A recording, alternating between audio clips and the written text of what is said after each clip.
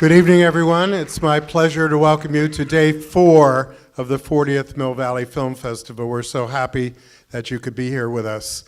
I just want to mention a few things, but the most important thing is that we are honoring Holly Hunter today with a tribute. And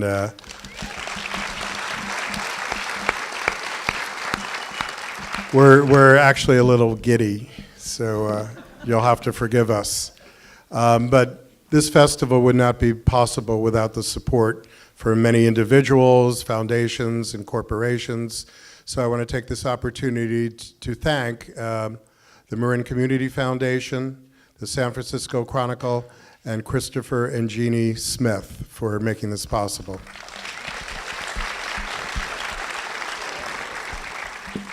And we have a great evening lined up for you.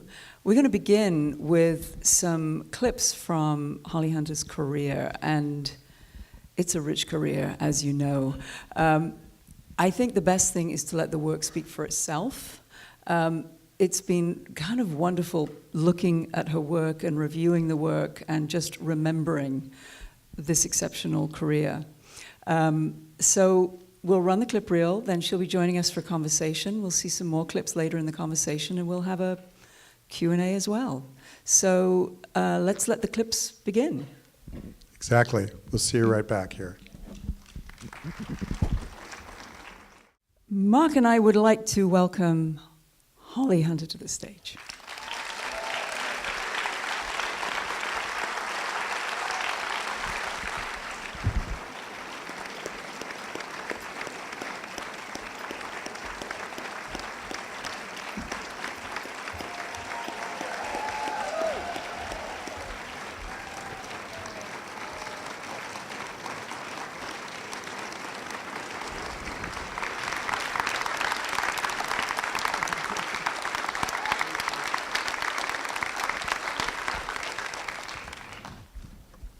Well, Ms. Hunter, I think Zoe was right when she said, let the work speak for itself. What we Sit, Mark. Okay. You're making me nervous. Am I making you nervous? I don't want to make you nervous. I'm nervous enough. No.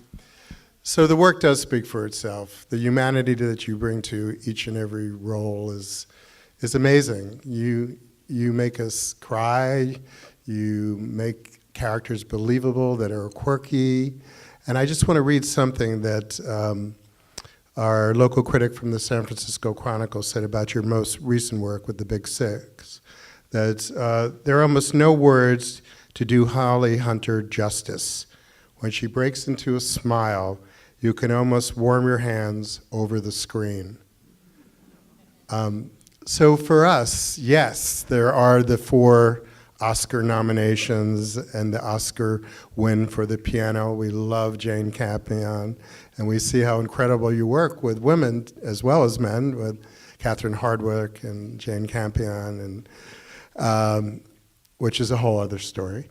But the SAG nominations, I couldn't even name all the awards that you've gotten, the number of SAG wins and nominations and Golden Globes for TV and your honors in theater.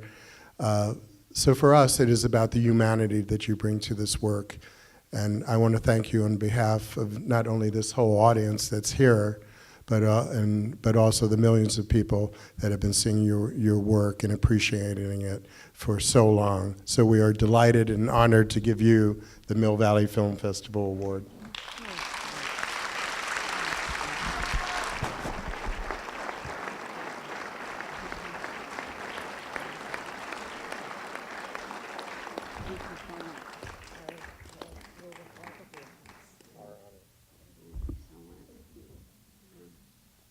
Yeah, no, it's such an honor to be here, and it was, so interesting to see 13 in that reel, because I haven't seen 13 in such a long time. It was such a pleasure for you guys to put that reel together, and and it's just it's nothing but an honor to have a tribute like this. It's truly humbling. So thank you.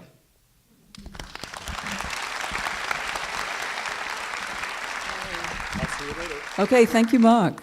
Thank you, Mark, and thank you, Holly. Wow. It is kind of amazing seeing those films, isn't it? I mean, is it for you? I mean, what is it like for you? Is it like seeing your life going in front of your eyes, or how does that feel? Well, it is. It's fun in a way to have like a diary. It's like a public diary in a way, because when I see certain scenes, or when I see an entire movie, I remember what was going on with me at that time. I remember what was going on with me on that day of shooting, say. So the memories are kind of, they've got more dimension than what's on the screen. And that's really interesting for me. And also, you know, it really is kind of it is a journal to a degree of like who I was, what I looked like. I mean, you forget these things. And sometimes you want to forget these things. And that's tough because I'm not forgetting. But it, you know, in the case of like that, the 13, I have such incredible affection for that movie and that time, and the authenticity of working with Catherine Hardwicke and Evan Rachel Wood's incredible rage that she can bring, and her hurt as an actress. You know, it was all so accessible to her in a shocking way to me. You know, her talent is so raw. She was very young at that point, right? Just incredible. Yeah. It was incredible. So it was that confrontation, to be confronted by Evan Rachel Wood's sheer, unadulterated talent, was, you know, it was a privilege. I'm just pouring us some water because I know I'm going to need some. You know, in that film as well, I mean, one of the things that struck me about it is, you know, in relation to The Big Sick, they're both films where you've been acting in a situation where one of the people who the film is about, it's autobiographical for them, and they wrote the film. Because in 13, Nikki co-wrote the film with Catherine, right? How do you deal with that? I mean, was that just part of the course, or did you feel a particular responsibility? Because she was, 13 or 14 at the time when you made the film? Well, I mean, you know, in both, it is very interesting to, in a completely different experience to be working on a film where somebody who's on the set, they went through it. And both The Big Sick and 13 are but for me, it was a great opportunity to kind of mine the information from them, to like extract the information. Yeah. Like, okay, you know, what was it like on the day, you know? But it's funny. I tend to always do that to a degree. Like, I mean, looking at Living Out Loud, that clip from Living Out Loud, Yeah. right before I did that scene, I asked anybody in the, have you done ecstasy? Who's done ecstasy? You know, and you know, I have. You know. Okay, so, you know, tell me what it was like. Tell me some, you know, give me your top 10 things about doing ecstasy. And then I was like, cool, and action. You know, so it was kind of fun to. So you actually did that in the moment? Yeah, I did that in the moment. And of course, I mean, I'd done a little research on E, but I hadn't done it myself. So at that time. So I certainly did that like crazy with both Nikki in 13 and Nikki's mom, who I was playing. Yeah. So well, in that scene as well, your fingers are dirty. I mean, you've got there's the dive, because she was a hairdresser, right? Right. So did you learn how to cut hair? Did you learn how to dye hair? I mean, because no, I just made my hands dirty because this is the cool thing about being an actor. Well, there you go. Is what you glean you glean pieces of information that are good for you, or like every time I looked down at my hands and I had put, you know, what looked like hair dye on my hands, because she was an at-home hairdresser who was just barely making ends meet, and those women are not like going to a salon right now, you know, Right. a normal salon. Right. It was a harder deal for her. So I thought that was it would just be a great storytelling moment, both for myself and for Yeah. the audience. Yeah. You know. Yeah. So, details and skills. One of the things that I really realized in looking at your work is the number of skills that you have. Now, you for instance, you played piano as a child, right? Yeah. But also in Miss Firecracker. So with the piano, you had a skills that was already in place. With Miss Firecracker, did you know how to tap dance? Did you know how to do that whole thing? Yeah, or did you learn I've taken tap dancing like all my life, okay. and then the rifle twirling stuff I'd done, you know. Under what circumstances? I did a few things. So, so yeah. Do you have rifle twirling on your resume? No, I kept it off the resume. That's wise. That's wise. But yeah, those are all, I worked them to my advantage. Yes, you have. It's kind of amazing. I mean, you dance, you sing, you act, you perform. I mean, thinking that there's a difference between those two things. One of the other things that really struck me in looking at the clips were two words that every time I hear you say them cracks me up: bona fide. You know, working with the Coens, I want to talk with you about that. But that scene, I don't know what it is. That whole film for me somehow revolves around bona fide. But so you've worked. Well, that's just incredible writing. Yeah. You know, that's such Yeah. astute, singular expression that Joel and Ethan have. That no one, that they are, that is original to them. Yeah. So when you first started working with them, you were going to be cast in something, and it ended up being Frances McDormand, right? Is that how that worked? Joel and Ethan came and saw me in a play. I was doing a Broadway play in New York in 1982, and they came and saw it, and then I met with them. They were casting Blood Simple, and I was moving from that play to another Broadway play. I wasn't available, but I said, I've got my roommate. You should see my roommate. And that was Fran McDormand. So they saw Fran, and then Joel married her. But that was kind of the beginning of my relationship with Joel and Ethan. Yeah, and then they moved to Bolinas, which is just over the mountain here. Right, just up the road. Right. So when you first, let's talk about Raising Arizona a little bit, because that writing is exceptional. So when you see a script like that, do you hear that inside? Do you hear that language inside, or how does that evolve in the process with Joel and Ethan? Well, with Joel and Ethan's scripts, to me, and I'm sure you guys all, they're so valuable as on the page. They're valuable. You can sense that from seeing their movies. That you don't want to improvise Joel and Ethan's material. You don't want to. You want to speak it verbatim, as written. You don't want to you don't want to do any detours.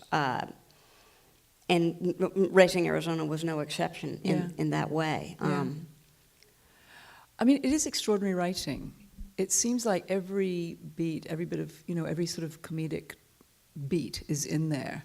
And it's just, it's so eccentric. It's so, I want to say quirky, but I don't think that's the right word. It's so idiosyncratic and eclectic. And yet it's only a part of their filmmaking. I mean, you know, music is so much a part of their filmmaking, the rhythm of it, the whimsicality of it.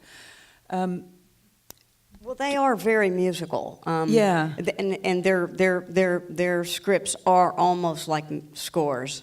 And then they have an incredible sensibility for music, and how Carter Burwell, their composer, puts music into all of their movies, from Hudsucker Proxy to, Blood Simple, No Country for Old Men, and then Oh Brother, Where Art Thou? I mean, it's rich, their relationship with music. Yeah. It's it's unusually so. I mean, do you find that when you see a script, I feel like they almost write like playwrights, in as much as the language is very intact. Right. At that point, you probably were coming from theatre into film. Do you think that gave you an ease of transition into the land of filmmaking as opposed to the land of theatre making?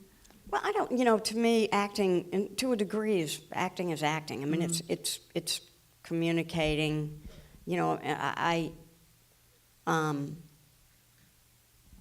There is a different technique from doing movies to doing theater. But what you really need, what I really need as an actor, is I need a good director. I want a good director. I long for a good director. Yeah. And they, in so many ways, can make or break a movie utterly, even if, whether you're brilliant or not. I mean, looking at the clip, when you see Jim Brooks or you see Joel and Ethan, or Campion, it's like you see their hand, and how much I trusted myself with them because of that trust. I gave myself to them. But what's kind of, as you mentioned, each of those people, all of them were very early career when you took a huge risk. I mean, Joel and Ethan were early career. Jane Campion had made Sweetie and the brilliant shorts that she made. But she also made An Angel at My Table. That's true. That's true. She was not. with Carrie. She did not do the piano after she wrote it. She wrote the piano and then did a few things. Right. Because right. She knew she was too young to direct it. Really? So she gained experience before she took it on. Oh, I didn't know that. That's interesting. Huh.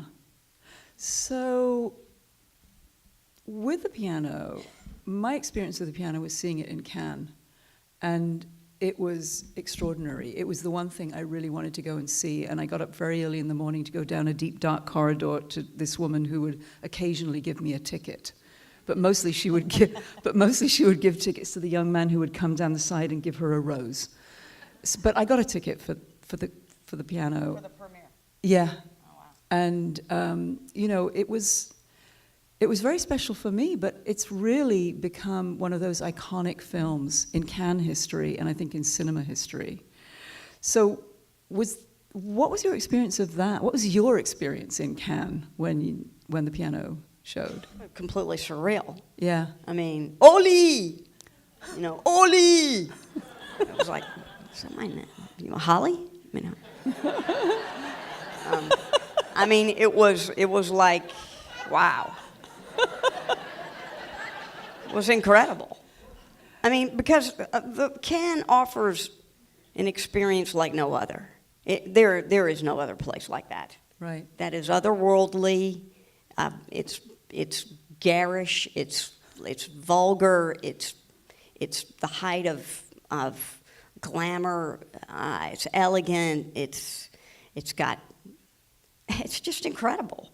And if they don't like the movies, they boo and they hiss and they whistle and they practically throw things. I mean, and if they love you, they give you a 12-minute standing ovation. I mean, it's a place of extremes. Yeah, it is. And I adore it. Yeah. I mean, it's unbelievable. It is. I think it's the internationalism that I love there as well. It's like there are people from all over the world. So when you have someone seeing your film, it's not just one culture of people. It's not just Americans. It's not just French, And there's something about that makes it pretty special. Yeah. Yeah.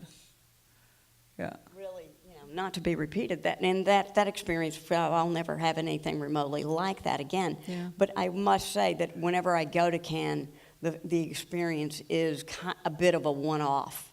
It's like, wow. You know, it Yes. always is that way. Yeah, yeah. I think one of the things, I mean, how did Jane Campion come to cast you in the piano? I mean, it struck me that really she sees you in ways that other directors perhaps don't see you or might not see you. So what do you think, I mean, was it always going to be you? Do you know that? Or what do you think she connected with in you for that part? Is it something you've ever talked about? You know, I just knew that I Yeah. really wanted to do the part. I read it and I went, I really want to do this. I feel positive that I can do this.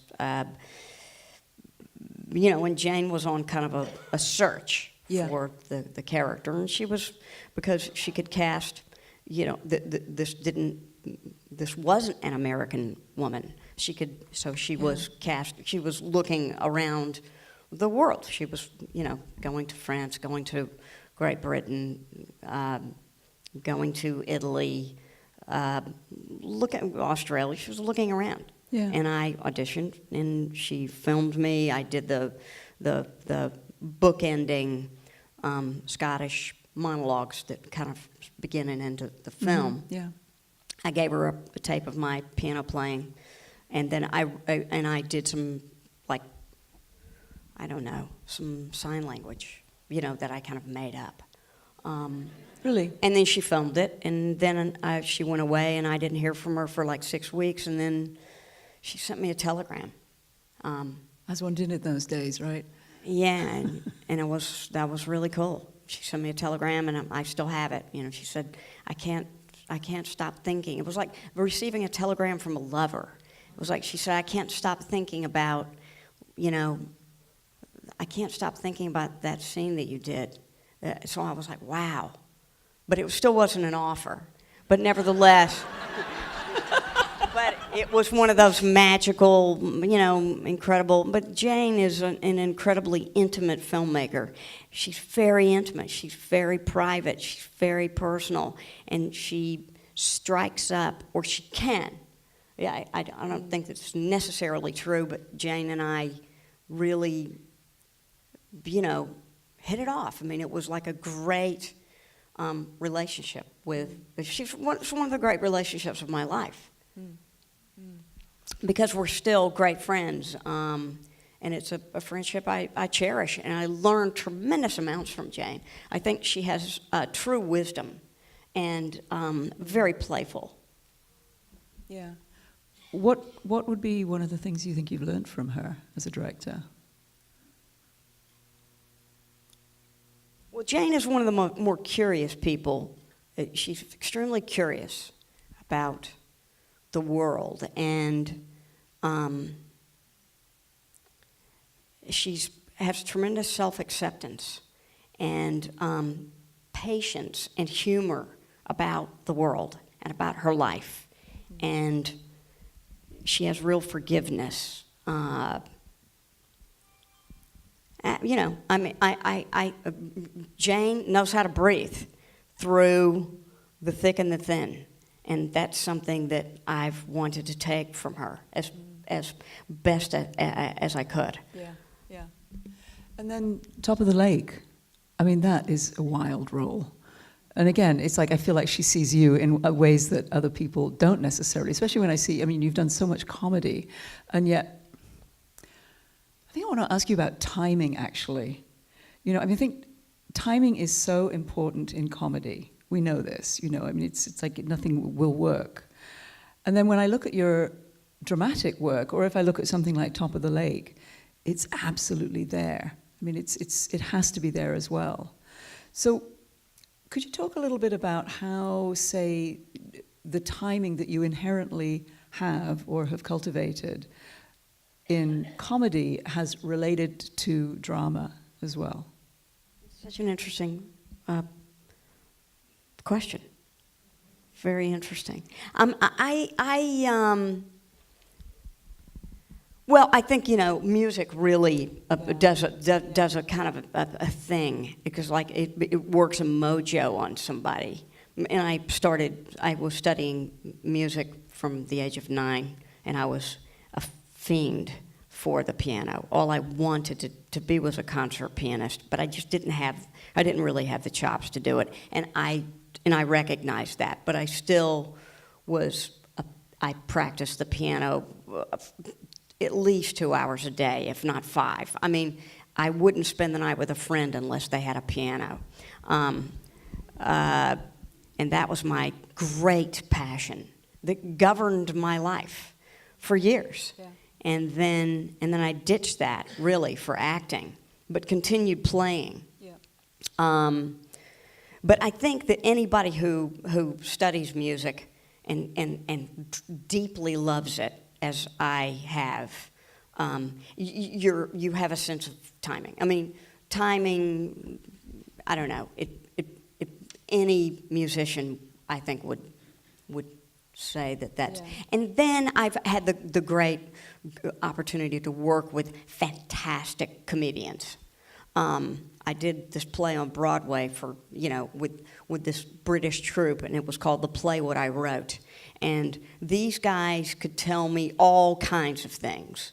Like they said, Holly, 3 and 5 is funny, 4 is not. So if you go, no, no, no, no, no, the audience will laugh.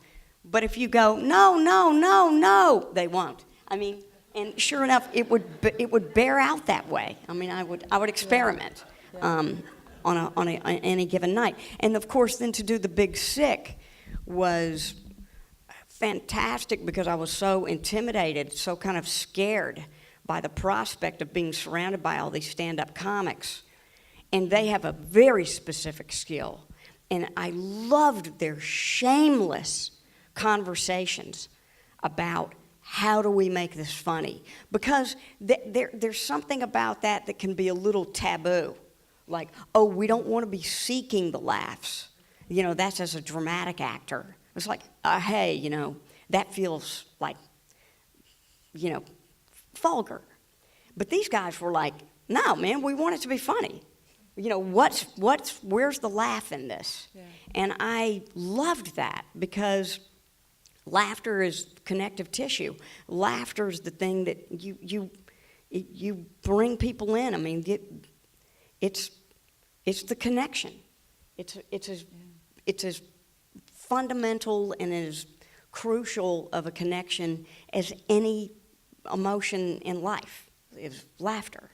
So I loved the reacquaintanceship with that I got from doing The Big Sick. Yeah, it's a heart thing as well. We were talking earlier about Rosemarie from the Dick Van Dyke Show, and at 94, in looking at her work, so much of it is performance, but it's almost like she leads with her heart. It's almost like she looks at an audience and she just loves them.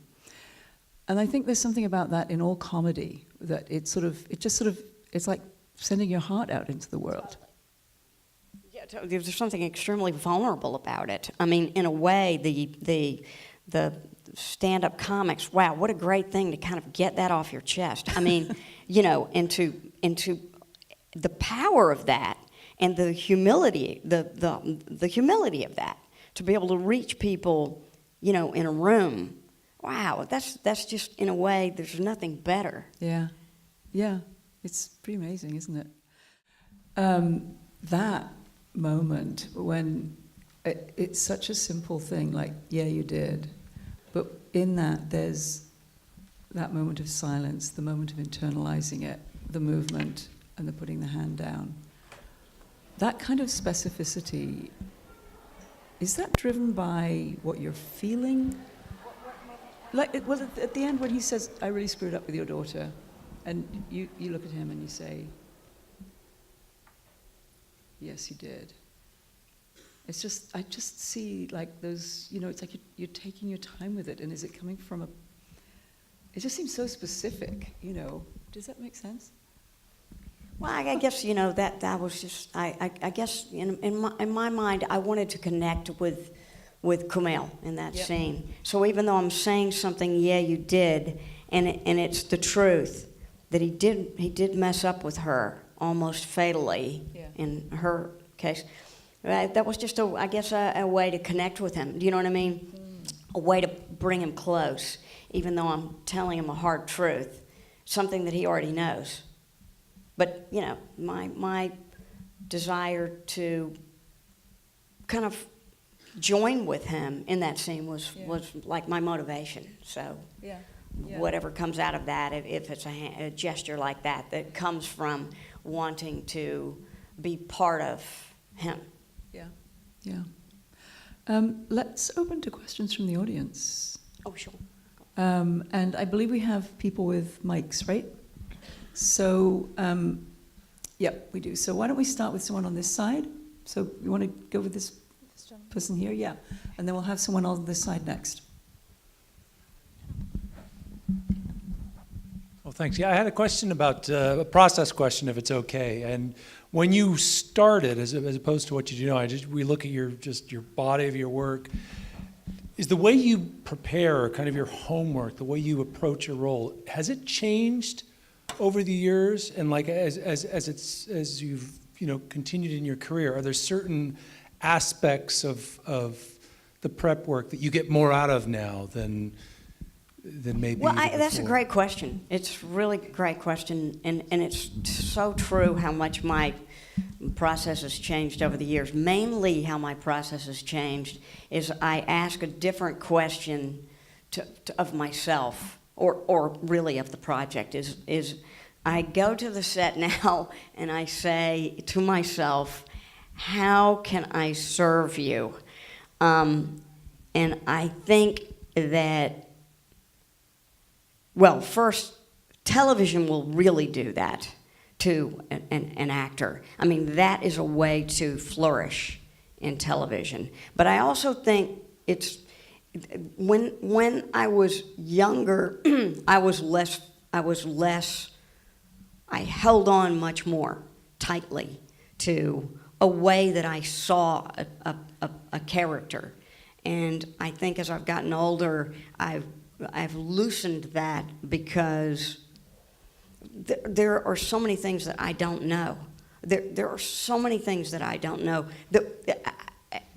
There's so many different ways of accomplishing a scene than I initially used to believe. And I think, I spent some time in the editing room. I did a series called Saving Grace, and that was a steep learning curve. Oh, thank you. Thank you. That was a very steep learning curve for me because that was my first time really spending dedicated hours in an editing room, and I was like, oh, wow, how I thought this scene could work. It could work this other way so much better. Or my best take is actually not my best take. There's so many different ways to be creative, and so many different ways to be a character. I used to say no much more often than I say it now.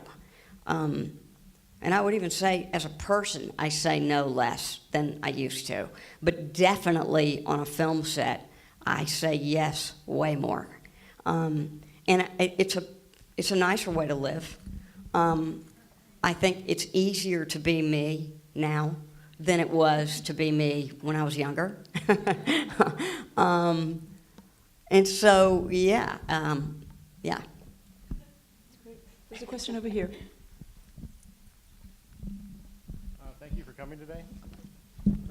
Thank you for coming today. Thank you. One clip that was sadly missed today was The Firm, which you were so great in. And I was thinking of all your roles, which is most Holly Hunter and which is the furthest from Holly Hunter? Which is closest to your personality and which is the furthest off? Well, look, they're all me. They're all me. That's a hard question because they are all either me or from my imagination. So it's no place else that I can go. than here. That's the kind of glory of being an actor is, you know, that stretch out inside yourself. Want to bring one on this side? Okay. Was the experience of filming Oh Brother, Where Art Thou chaotic for you? Chaotic? No. I mean, you know, I play a really small part in that movie, so I was kind of in and out of that production. But why do you ask? I mean,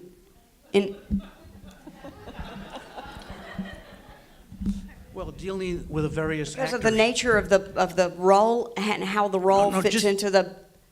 Just the characters, the personalities of the characters that you were dealing with. They all were kind of, how would I say, out there. Right, right. Well, you know, I mean, that's the magic of making movies, too, is that what you see on screen may not at all be indicative of my own experience. And in that, you know, I mean, really, truly, I was in and out of there. I would show up for a day, I would go away for 2 weeks. I'd come in for a day, I'd leave for 6 weeks. I mean, it was very sporadic and quite smooth. And of course, a lot of fun to work with Joel and Ethan again. How do you reconnect with your character when you've been away from her for so long? That what? How do you reconnect with the character when you've been away from her for so long? You know, that's just like you film things out of sequence. Yeah. And when you Yeah. think about that, it feels almost impossible. And then when you're actually doing it, it's much more feasible than I would imagine. Right, yeah, yeah. Let's take another question on this side. Where's our mic person? Here we go. Where's the question? Let's see, this one here. Let's have a front row one. Hi. Thank you for coming. Thank you. This is really special. I have kind of a silly question. I actually was in a drum and bugle corps, and I taught a drum and bugle corps, and I twirled a rifle. Where? And the Concord Blue Devils. And and they are actually the most winning drum corps in the history of the activity. And they've just won this last year in 2017, won their 17th national championship. And I performed for, 11 years, and then I taught for like 15 years and after that. But I twirled a rifle, and I had not ever seen Miss Firecracker until that clip. And I thought, oh my gosh, is that really you twirling a rifle? Well, I mean, I was not a member of Drum and Bugle Corps. I was just a member of a high school band. But Drum and Bugle Corps is like an incredibly disciplined, unbelievably disciplined, regimented, hard-working. It's very athletic. Yeah. It's very athletic, very creative, very musical, very, artistic, how it's evolved over the years. It's not militaristic at all anymore. And but they do still twirl rifles. Yeah, I mean, I tried to get rid of them, but I couldn't. That's a whole other world that, I mean, I remember Wisconsin, the Racine kilts were Yes. a rifle corps Oh my that gosh, I yes. couldn't believe what they could do. I know them. I've seen them. What? I've seen them. I know them. Yeah. And so in the 80s, the Racine Corps was, I mean, I kind of used them as my inspiration for the rifle work in firefighting. That's so funny. I'm just like, oh my gosh, look at that. A kindred spirit. Anyway, thank you. That's cool, yeah. Question over here. Hi, Ms. Hunter. Thank you so much for coming. Something I just wanted to share really fast. I actually come from an acting family, and my dad is Claude Jarman Jr., who played Jody in The Yearling, and he says that he met you and that that film was really special to you. Just wanted to throw that out there. Which movie? The Yearling. Oh. Boy and a Deer. Yeah. I'm actually very soon moving to Los Angeles, and I'm going to start the whole acting auditioning thing. And Yeah, I know it's not going to be easy, so I just wanted to ask you, like, what helped you get through it, all the rejection, all the auditions, what kept you going, and how you just stuck with it? That's a great question. I mean, I suppose really more than anything, and to me, for me, was my active desire. Yeah. It was just a raw desire. And in a way, maybe a need to act, because acting, it has not been the easiest way to make a living. It's a great way to make a living, but it's not easy. And for me, the deal with you is I could never offer you advice. I cannot offer people advice, because if I ever were to do that, there are 10 billion people standing in a line who can deny my advice and be tremendously successful. I mean, as many actors as there is yet another way to have a career as an actor. For me, I needed to be trained. I went to Carnegie Mellon University and trained for 4 years at that conservatory, and that was highly valuable for me. But mainly, the thing that Carnegie gave me was really kind of a sense of entitlement. When I moved to New York immediately after, I went, I am entitled to be in these rooms, these audition rooms. I get to be here. I've earned this. And that's what Carnegie afforded me, was that sense of belonging, even when I didn't have the job.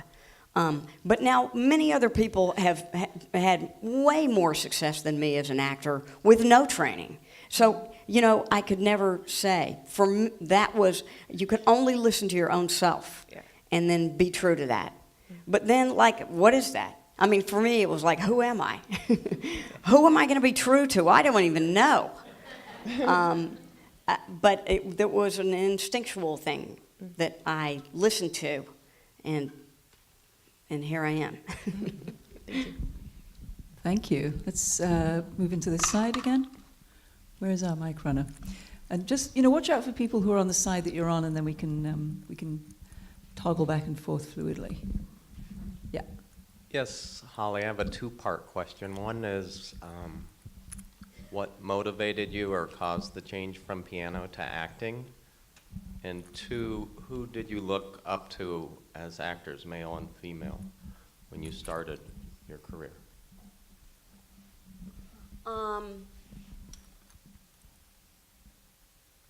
Well, the piano was very easy. That was an easy question that got answered at a recital in Atlanta. It was like, wow, I couldn't remember the last measure of the piece that I was playing. And so I repeated the entire piece, hoping that I would recall that last measure, and did not. And so then I hit a note that was not even in the key signature of the piece, and left the piano bench, and that was it. That was the end for me. That was like, okay, my recital career, my concert dreams, over.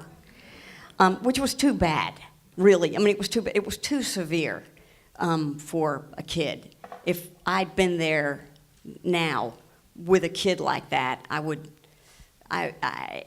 was a tough moment. However, but it was a bit of an awakening for me, nevertheless, because I didn't have what it took to be a concert pianist. I didn't. How old were you when that happened? Probably 11. Oh my God. So yeah, that was tough. You were that sure that it really was not for you, even though you'd been. And even though I knew that, then I still continued playing the piano like a maniac. Yeah. I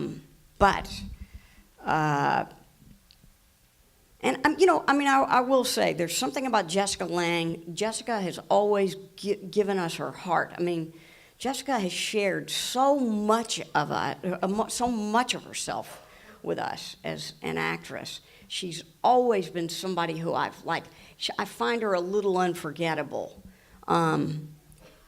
in her greatest moments, and she's done stage work as well, and I can remember where I've sat in the theater and where she was in relationship to me, because it was so personal, it was so private, and moving. Her humanity is like not, it's just kind of unparalleled, it's. And I think, Glenn Close also is somebody who, like, Glenn can hold me I can be enthralled to Glenn. Like, when she did Damages, that television show, it was just, oh my God, she was so alive. She was so alive and frightening and unpredictable, but alive, to be able to instill that kind of fear and trepidation and thrill in me. That's beautiful. That's a beautiful thing. How about when you were little? When you were little, I mean, I saw I saw a little girl outside getting your autograph with Elastigirl. When you were about that size, who were your film heroes or story heroes? I remember I loved Susan Hayward. Uh-huh. Anybody know Susan Hayward? Yeah. I mean, she was kind of she wasn't B-list. She was. I mean, Susan Hayward was nominated for a few Academy Awards, but she won? was, and she won one. Yeah. But I didn't know that, but I loved her. But she was kind of melodramatic and grand and very movie star-ish, but yet accessible. She wasn't like Garbo. I could reach Susan, Yeah. Great. Let's take a question all the way over here. Great. Hi, I'm glad you mentioned Elastigirl. I missed it on the clips. I was surprised to see you doing the splits in Fire Girl. You look like, maybe that's why you got the part of Elastigirl. I just wondered, at this point, what would be your ideal role? What are you looking for when you get a script? I wish I knew. You don't know? I wish I knew. I mean, my whole career has been dedicated to the drift. I mean, I've always been a kind of a drifter, and there is something really marvelous and fun about an acting career in that you could hit it big any minute. I mean, there's the thing of it's the lottery. There's a lottery aspect to my life, which is really cool in many ways. The first one being creative. It's like, oh my God, I've got to do this part. Oh shit, where did this, oh God, I can't wait to get to the end of the script. I've got to get this. I mean, that's a marvelous thing. And two, they say, oh, you're going to make this much money. And it's like, I am healed. And that's fun. Because then you don't have any more financial worries for a long time. That's so cool. And I have other interests, other private, personal interests in my life that keep me highly engaged. So this is not the only thing that I go to for fulfillment. And that's good too. So my career, of course, I've been enormously disappointed. I've been enormously filled with regret. I've been enormously overwhelmed with success. I mean, I've run the gamut, and I still have a tremendous desire to act, and I still love. I mean, I've thought sometimes when they say, some of my favorite words are, and you may or may not know this, but what it means, but thank you, second team, is a great thing to hear, because thank you, second team means that your stand-ins in the movie, they're leaving the set and you're entering the set to do the scene. And those are magic words to me. I mean, I can be filled with trepidation, I can be filled with fear about doing it as well. but I have fear and hope when I enter a set. You know, that still happens. Do you consciously look for different kinds of projects? You know, if you've done a comedy, are you going to look for something that's different? Or if you've done something that's, you know, of a particular genre, do you find that you get a lot of other scripts given to you that are similar? Yes, inevitably that happens. And you know, and sometimes I don't have the luxury of going, oh, I'm going to turn you know, as an actor, I like to work. And sometimes I need to work. Sometimes I spiritually need to work. And I think that it's good, you know, in thinking about, you know, is that it's a craft. And you need to practice it. It's good to practice it. So if you want to act, you know, it's good to act.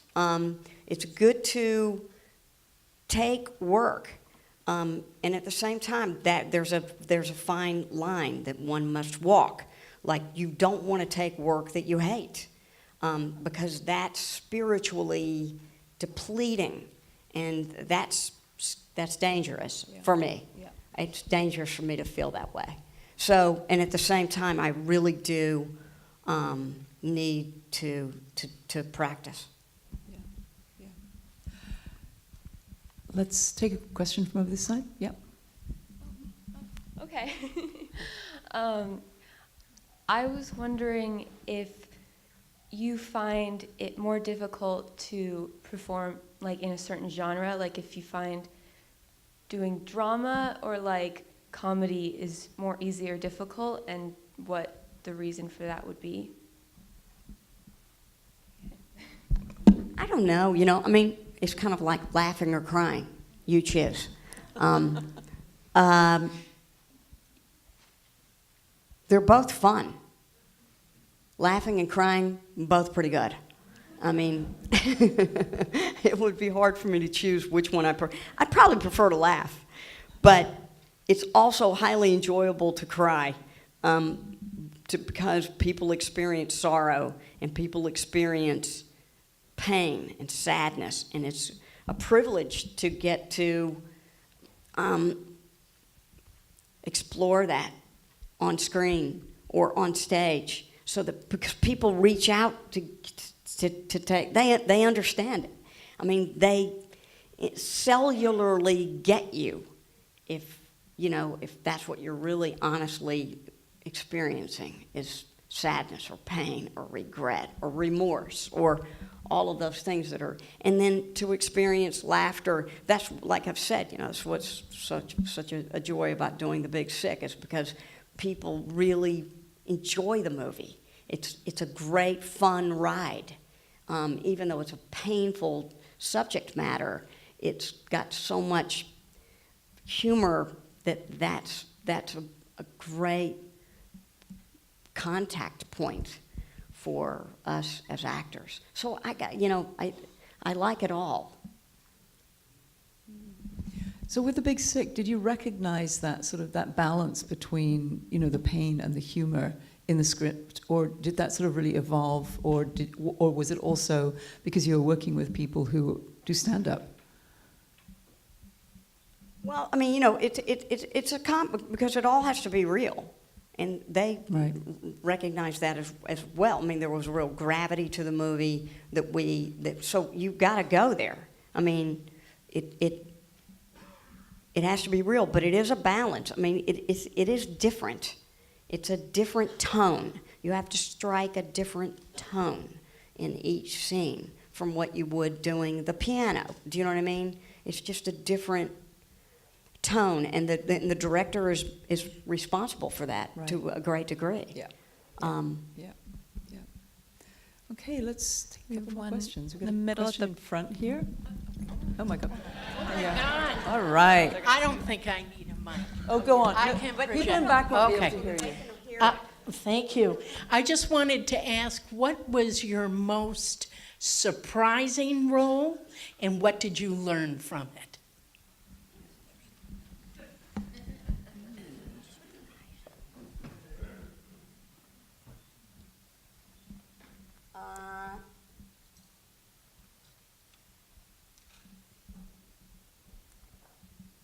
Well, I mean, you know, Jane offered me Top of the Lake. I mean, I begged her to cast me in the piano. And then she kind of begged me to be in Top of the Lake because I turned her down. I just said, really? Why do you want me to do this? I don't see myself doing this part at all. And she was like, you can do it. You're the person. And I was like, what about Ben Kingsley? I mean, why am I doing it? And in a way, I felt that way up until we rolled, up until the first day of the shoot. It was like, I'm not sure why I'm doing this part. And then when we started rolling, I found my way into the role. But that was, you know, and the deal is, that's what that is trust. That's trust in Jane. Because at this point, we had a 20-something year friendship. You know what I mean? I was rolling the dice with Jane.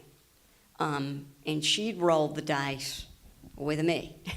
So it was kind of nice mirror exercise that we had, and it was fun as hell to do Top of the Lake. It was really fun. That room full of women, we had a lot of laughs. All those post-menopausal babes, it was fun.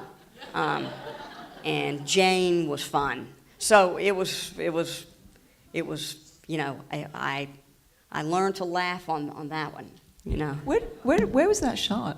In New Zealand. We shot the piano in the North Island, and then we shot Top of the Lake in the South Island. Oh, okay, cool. We've got time for one last question. That's loaded. You guys have been so great. My God. Staying here. We got over here. Hi. Thanks for being so articulate about the insights in the industry. It's kind of nice that you're being really authentic about it. Could you talk a little bit about another director that you've worked with? You said you really like to have a great director, and you've talked about Jane, but is there another director that you liked working with that you could talk about a little bit? Well, I'll tell you, you know, Catherine Hardwicke, she was a first-time director doing 13. There were many things Catherine did not know. There were many things. She was really fresh. But I trusted her because she knew this story. Like, she knew it. And she also knew her way around a movie set. And she knew she could communicate with me. I thought she had great ideas. Like, just great ideas.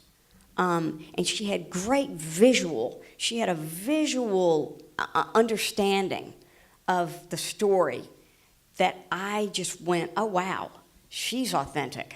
This girl is onto something, and I'm going to follow her, even though she's new, but she, and I felt that I was right. She was great. You know, she had a way in that nobody else was going to have with that story. And yeah, I mean, she has got a real visual talent that's emotionally intuitive in how she moved the camera for 13. So, you know, and obviously, Rachel and I really trusted her. Yeah, I think that she gives you a lot of credit as well for being open to working with her, and also, you know, what you brought to that film, as you have with everything. So thank you so much for being with us here. It's been so great to have you here.